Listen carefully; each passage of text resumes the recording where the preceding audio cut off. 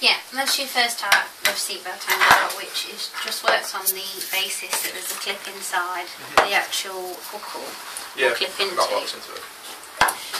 As I said before, you can actually take these to pieces if you wanted to and mend them yourself. They were pretty simple and they're just bolted on to the side of your seat.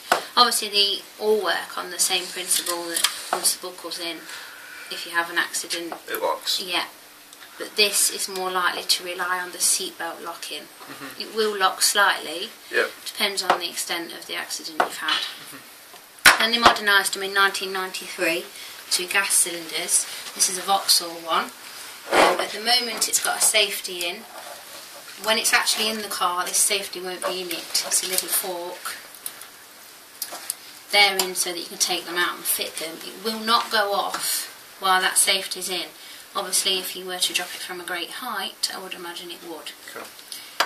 This works on the operation that basically you put your buckle in and it will lock the same as your standard one. So obviously, when you crash, the piston comes out here and, tightens this whole string here and pulls this tight and tight. Your gas cylinder's roughly about this length. If it has a bang or a crash, then the gas cylinder will go off and shoot a piston out of the end.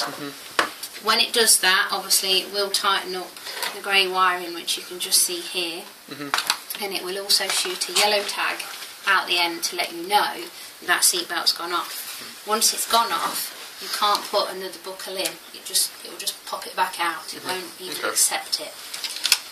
You probably could take the casing off, but I wouldn't want to risk it because once that tag's gone, it's redundant. You can't do anything with it. These can't be reconned. Once the gas has gone, it's gone. And you say this sits underneath the seat, right?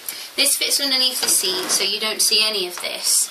You don't see any of the wires. All you can literally see, this is a driver's side, so all you can literally see is this bit.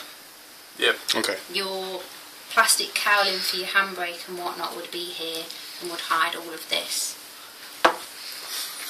When you need to remove one from a car, you need to take the seat out. Okay. They are pretty much jam-packed. When this does go off, it's designed to go off into the footwell, so it won't harm any passenger.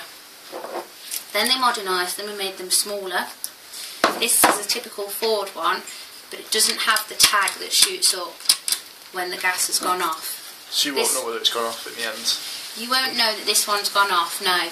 Where the Vauxhall ones obviously inform you because the yellow tag comes up, but to know that this has gone off, you would need to take the seat out of the car to actually have a look. Okay. This is plugged in, so the car knows that the car and the seatbelt anchor themselves know that it's actually in a car rather than in your hand. Okay. I'm assuming that's a basic safety device on quite a lot of them. Some of the BMW ones have plugs, so that's a particular safety device. It won't go off if it's not plugged in. As you can see, it's a lot smaller.